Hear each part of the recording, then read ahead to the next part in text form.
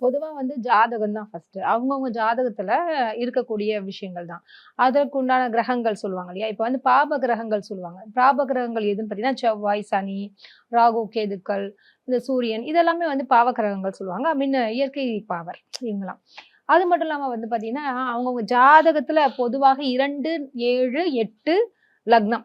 இந்த 4 இடத்துல வந்து பாவகிரகங்கள் இருக்கக்கூடாது. 2, 7, 8 சுத்தமா இருக்கணும்னு சொல்லுவாங்க. ஜென்ரலா. அங்க வந்து கிரகங்கள் இருந்தாலே பிரச்சனையாகிறது. அது சுபகிரகமா இருந்தா கூட. இப்போ ஒரு சிலருக்கு வந்து பார்த்தீங்கன்னா, மேடம் நீங்க சொன்னீங்க பாபகிரகங்கள் தான் சொன்னீங்க. பார்த்தீங்கன்னா, எனக்கு 7ல குரு இருக்கு. ஆனா இன்னும் எனக்கு கல்யாணம் ஆகல. அப்படின்னு சொல்லிட்டு 40 வயசு கிட்ட இருக்கவங்கலாம் வந்து கேட்கறாங்க. லேடீஸே நான் சொல்றது என்னன்னா, என்னம்மா டைவர்ஸா அப்படின்னா, இல்லைங்க கல்யாணமே ஆகல அப்படின்றாங்க. ஃபர்ஸ்ட் கல்யாணமே நான் 38, 39ல இருக்கேன். இனிமேட்டு நான் பார்க்குறவன் வந்து செட்டிலா இருக்கணும். இந்த ஏஜ்ல எனக்கு கிடைக்குமா? கிடைக்காதா? அது மாரி நெறைய பிரச்சனைகள் சந்திச்சுட்டு இருக்காங்க. இதுல என்ன ஒரு விஷயம்னா, எல்லாருமே பொருளாதாரத்துல சுதந்திரம் அடைஞ்சுட்டாங்க.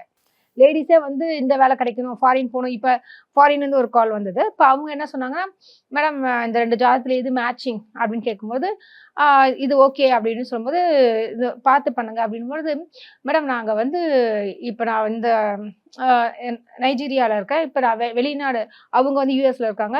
ஸோ நான் பார்த்து பார்த்து தானே போகணும். இப்ப அங்க போனோம்னா எல்லாத்தையும் விட்டுட்டு போகணும் நானு. அங்க என்னோட கரியர் ஸ்டார்ட் ஆகுமா? திடீர்னு அந்த ஆள் மிஸ் அண்டர்ஸ்டாண்டிங் பிரச்சனைகள் வந்துச்சுன்னா, டிவோர்ஸ் ஆச்சுன்னா, அப்புறம் நான் கஷ்டப்பட்டு இங்க உழைச்சது, வீடு வாங்குனது எல்லாமே போயிடும். இப்படி எதற்கு இத சொல்ல வரேன்னா, இப்ப ரொம்ப யோசிக்க ஆரம்பிக்கிறதுனாலயே பாதி திருமணம் நடக்கறதில்ல. இப்படி நடந்துருமோ, அப்படி நடந்துருமோ அப்படின்ற ஒரு விஷயம் தாங்க.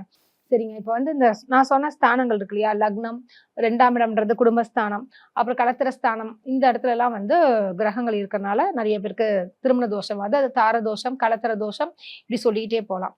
அது மட்டும் இல்லாம வந்து பார்த்தீங்கன்னா, அந்த நான் சொன்ன விஷயம் தான். அதாவது சுப கிரகங்கள் இருக்கு இல்லையா?